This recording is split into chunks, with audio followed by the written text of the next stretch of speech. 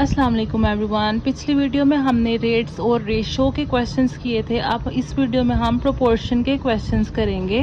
Question है which one of the following are in proportion.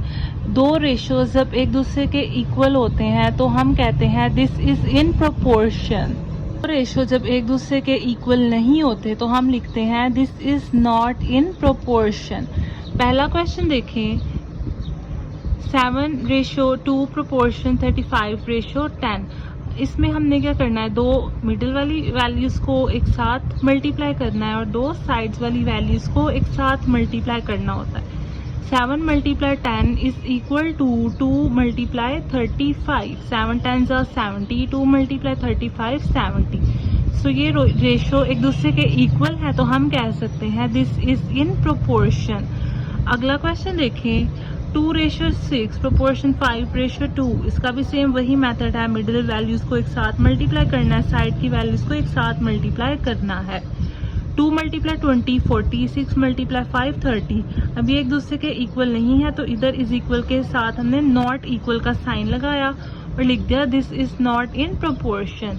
अगला question देखें, ये आप खुद कर सकते हैं, ये वाला भी आप खुद कर सकते हैं और ये दोनों क्वेश्चंस भी आप खुद कर सकते हैं। मैं आपको थोड़े डिफरेंट क्वेश्चंस करवाऊंगी। क्या आप चाहें तो स्क्रीनशॉट ले लें। ये क्वेश्चंस देखिए, find the value of variable in the following proportion. Variable क्या होता है, ये जो x है या y, इन्हें हम वेरिएबल कहते हैं। इसकी वैल्यू फाइंड करनी है अब हमने। पहला क्वेश्चन देखें, 7:6 प्रोपोर्शन x:50। इसमें भी हमने क्या किया, 7 को 50 से किया, यानी साइड्स वाली वैल्यू के एक साथ मल्टीप्लाई किया और मिडिल वैल्यूज को एक साथ लिख दिया। 7 × 50 is equal to 350 is equal to 6 × x हो गया 6x। अब हमने x को साइड पे लिखा, इज इक्वल के बाद हमने 350 लिखा, क्योंकि इज इक्वल के पहले जो वैल्यू होती है ना, इज इक्वल के अगर हम जैसे यहाँ पर x पीछे था, x को हम आगे ले आए तो x के पीछे वाली वैल्यू पहले लिखी जाएगी ओवर 6 इज इक्वल टू, अब इन दोनों को हमने डिवाइड करना है तो हमारे पास आ गया 58.33। अगला क्वेश्चन है y:8 proportion 45:20।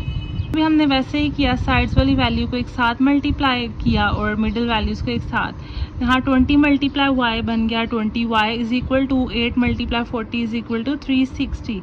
y is equal 360 over 20 is equal के y के इज इक्वल एक साथ ही था, यानी 360 y के साथ ही था तो इसको एज इट इज लिख लिया। ये जो 20 था इसको लिख लिया ओवर 20। इन दोनों को डिवाइड किया तो हमारे पास आ गया 18। और ये वाले दो क्वेश्चंस भी, नीचे वाले दो आप खुद से सॉल्व कर सकते हैं।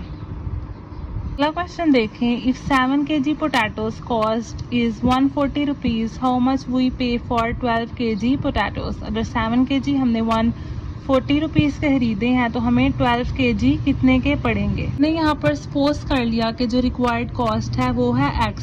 हमने 7 kg खरीदे हमने और 12 kg खरीदने हैं तो इनको हमने एक साथ लिख लिया 7 और 12 को, और यहाँ पर हमने 140 रुपीज़ के हमें पड़े और जो रुपीज़ हैं जिनके 40 kg पोटैटोस आएंगे उसको हमने सपोज कर लिया कि वो है x, तो यहाँ पर हमने लिख दिया। आगे हम क्या करेंगे, as mass of potatoes increase the price will also भी increase, it's a direct proportion. यानी कि हमने 12 kg खरीदने हैं तो जाहिर सी बात है प्राइस भी इंक्रीज हुई होगी। पर हमने क्या किया, x वाली वैल्यू ऊपर लिखी, यहाँ पे नीचे जो 12 था उसको ऊपर लिख लिया over 7 is equal to x over 140। यहाँ पर हमने 12 क्यों ऊपर लिखा है, क्योंकि x की जो वैल्यू है वो हमने फाइंड करनी है। जो हमने 12 kg पोटैटोस खरीदने हैं, जो वैल्यू आएगी वो x की आएगी, इसलिए ये दोनों हमने ऊपर लिखने हैं, ठीक है। फिर यहाँ पर क्या होगा कि x इज इक्वल किया 140 × 12 ओवर 7। इसको आप दूसरी तरह से भी लिख सकते हैं, यानी x इज इक्वल करने के इस तरफ, ठीक है। इसको फिर मल्टीप्लाई कर लिया, 7 1s are 7, 7 20s are 140, पीछे 20 × 12 रह गया, 20 को 12 से मल्टीप्लाई किया तो हमारे पास आंसर आ गया 240।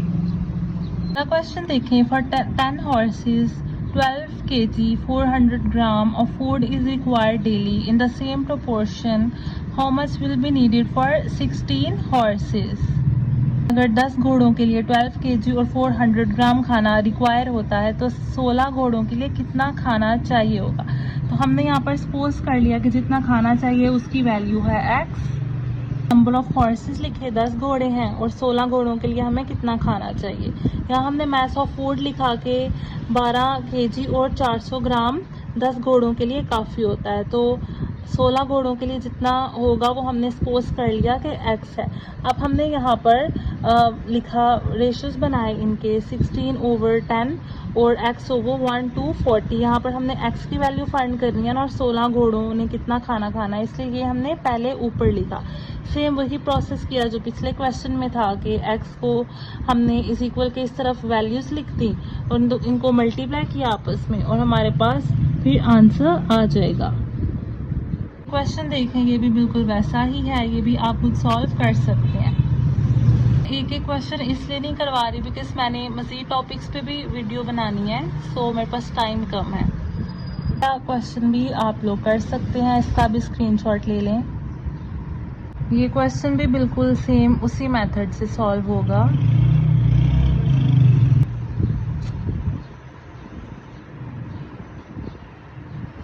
अगला क्वेश्चन देखें। A shopkeeper bot 200 kg onions and 180 kg potatoes. He found 55% of onions and 10% of potatoes were rotten. How many vegetables are in good condition? उसने जो वेजिटेबल्स खरीदी उसमें से 200 kg अनियंस में से 5% खराब थे और 180 kg में से 10% पोटैटोस खराब थे। तो जो सब्जियां गुड कंडीशन में थी वो कितने केजी थी हमने ये बताना है। पहले अनियंस का फाइंड करते हैं। Mass of onions is equal to 200 kg। इसमें से 50% हमारा खराब निकला है। सो हमने क्या किया, 50% को पहले मल्टीप्लाई करना है 200 से। परसेंटेज है ना, तो परसेंटेज का मतलब होता है 100, यानी हमने 5 डिवाइडेड बाय 100 किया मल्टीप्लाई 200।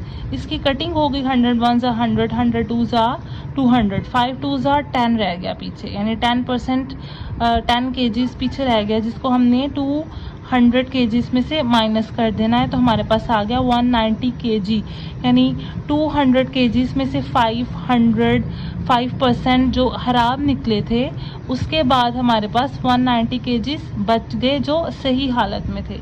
उसके बाद हमने फाइंड करना है टोटल मैस पोटैटोस का, यानी कि आलू कितने अच्छी कंडीशन में हमारे पास बच गए। टोटल मैस है 180 kg और जो हमारे पास खराब थे वो थे 5% ऑफ 180।